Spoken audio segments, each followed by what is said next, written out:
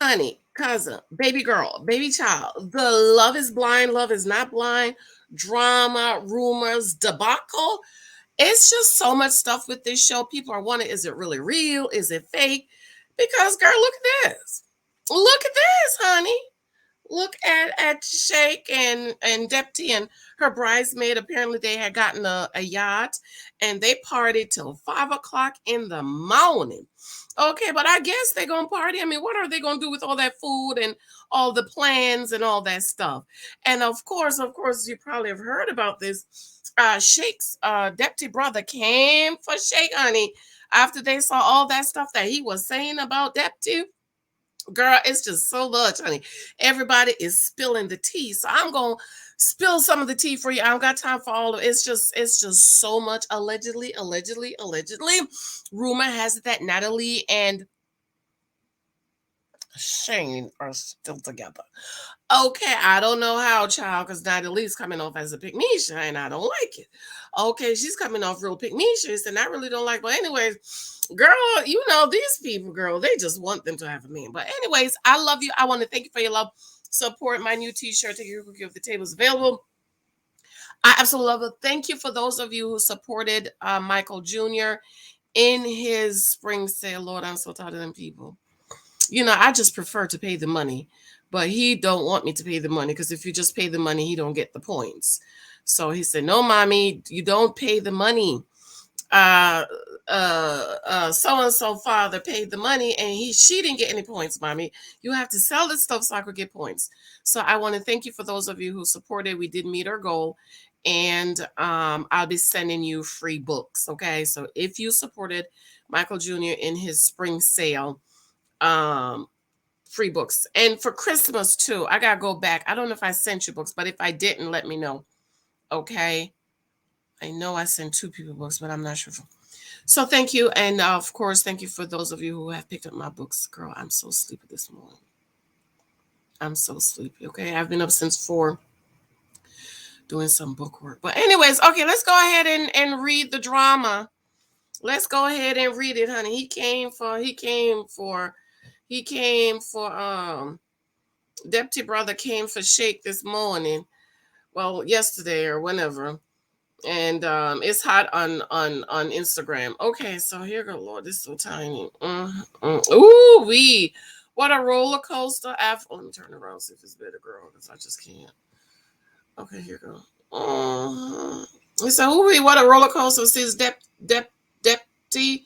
Depu, we are so incredibly proud of you. We've witnessed you grow into such an incredible and beautiful woman. You've inspired so many people to realize the self-worth and demand that they deserve and settle for. We wish you didn't pick that clown, but despite his childishness, you carried yourself with grace and continue to see the good in people.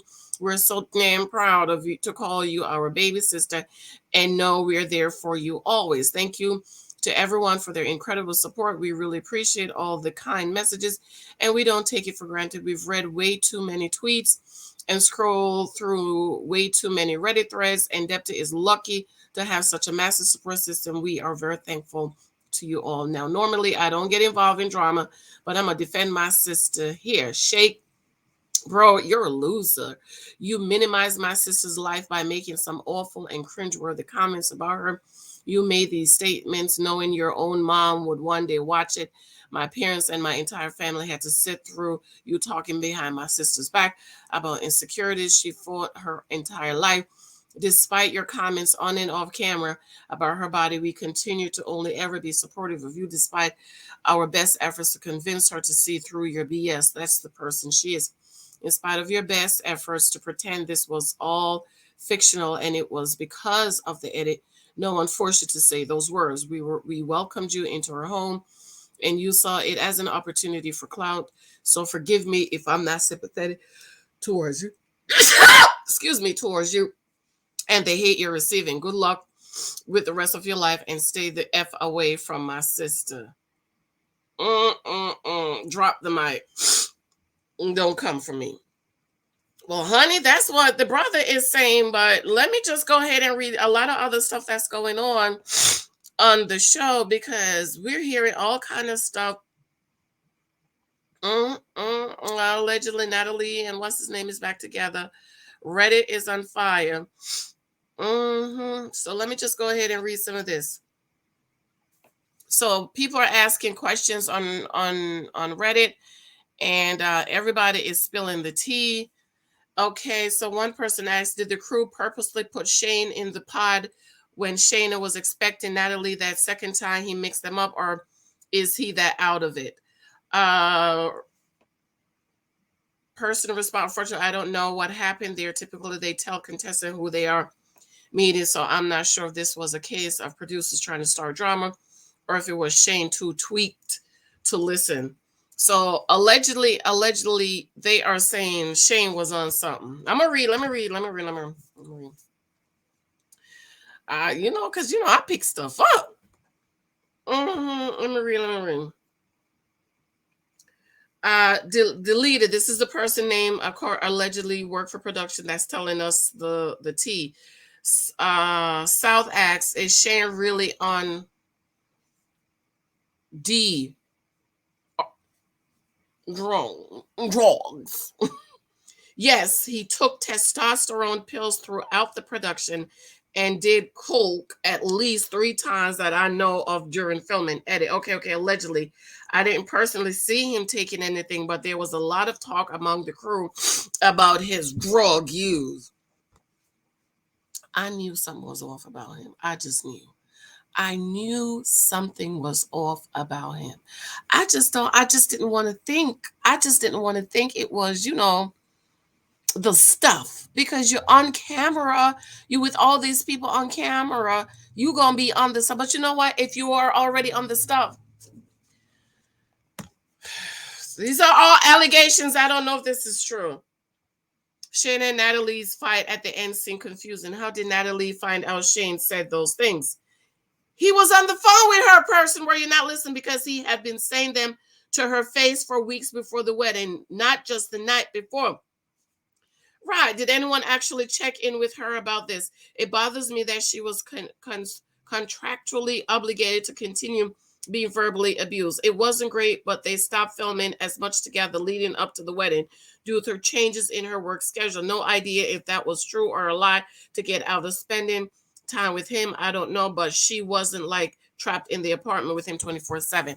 So I just read it. I just saw another tweet by Natalie where Natalie said, let me go back to it. Her schedule changed because of work.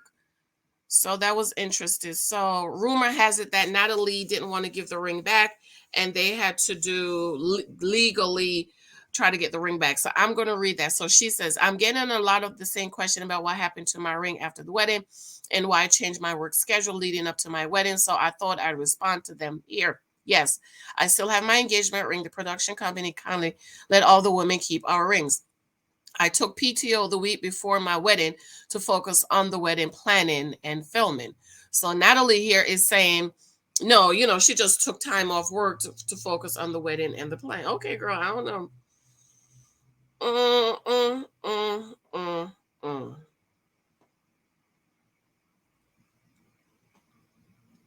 So allegedly, Deepti, this person said Deepti was on the fence about saying no. Producers gave her a heads up that Shake, let me go back to them, that Shake was going to intentionally embarrass her, so do it first. Jesus.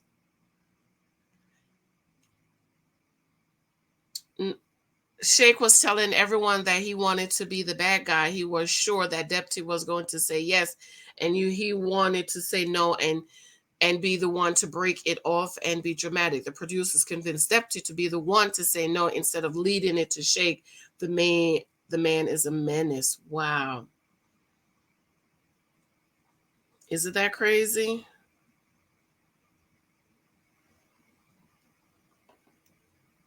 So I just can't believe she was going to say yes after everything.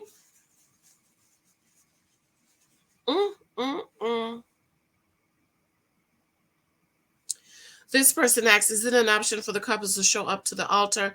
I get that the humiliating moment during the wedding ceremony makes for great TV, but it seems kind of cruel. It's their contracts that they make it to a certain point. They make They have to show up. Oh my God. I think that is so cruel. Hey, babes. Good morning. Mommy, Mm-hmm. Mommy, can you pick me early when I'm doing homework? You don't want to say it after prayer today? Mm-mm. Well, Daddy's going to have the car today. Daddy has to take the car to the shop. So I think you need to ask Daddy to pick you up. Ask him. Isn't that crazy that after all of that, she was going to say yes to him? Girl, this is crazy. This person asks, who was the worst of the final participants? It seemed like Shake based on your comment above. I think Shake rated me on a personal level. So for me, he was probably the worst. He said a lot of sugar honey ice off camera. That was not great. I wasn't present for this one, but he allegedly told a producer that he thought Deepti should be studied by his signs when he saw the extra skin and had following her weight loss. I was unfortunately present when he announced to the other guys that Deepti was a struggle because he had never dated anyone over 110 pounds. Lord have mercy. Mm, mm, mm. This is crazy.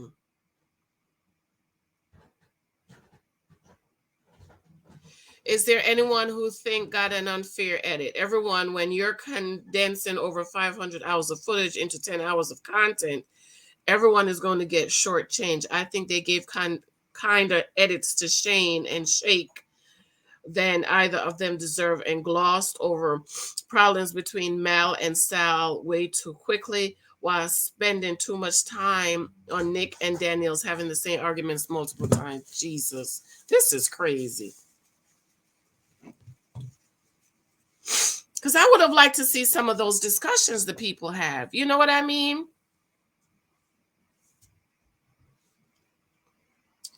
Somebody said in the very beginning, when all contestants are there, they don't know who they are talking to, and there are set times that everyone goes in and switches. Later on, when the group has thinned out, contestant can request pod time with either other people and producers set it up. The pod dates are 7 minutes long, but I think that's the beginning. To clarify, the first pod dates are 7 minutes long, and you get longer times to talk to them in the pods every day as you narrow your list of people down. The longest I remember talking to someone was maybe 1.5 to 2 hours in one sitting, and it was 2 times per day at least. That's how it worked on season 1.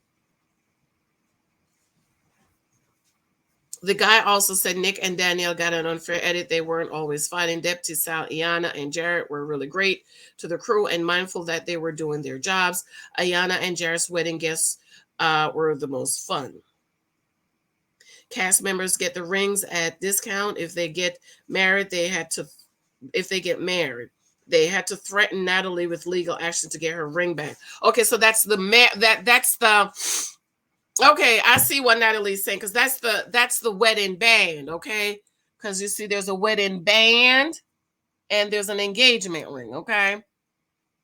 So I see what they're saying. They get to keep the engagement ring, but the engagement ring is the most expensive, isn't it?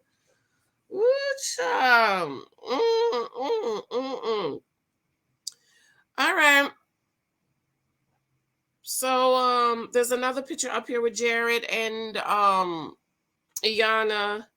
and he posted on his Instagram with her look like she's crying or something. Some things are better left unsaid, but seeing her for the first time truly left me speechless. He lying, child. He wanted Mallory. Hey, Lex.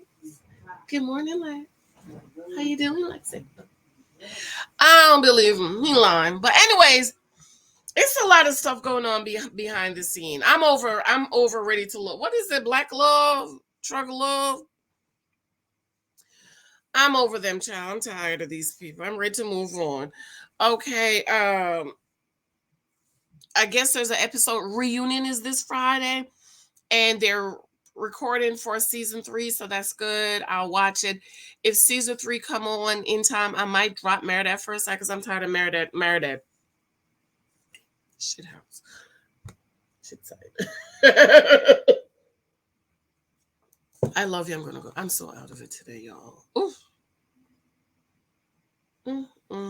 All right, let me know what you think about this. Do you believe any of this stuff? Why do you think after that I wouldn't, but well, no, you have the food and the and you know them Indian people, honey, they throw a wedding. They know how to throw a wedding. Okay, they know how to throw a wedding. So, all right, I love you. I have to go. Bye.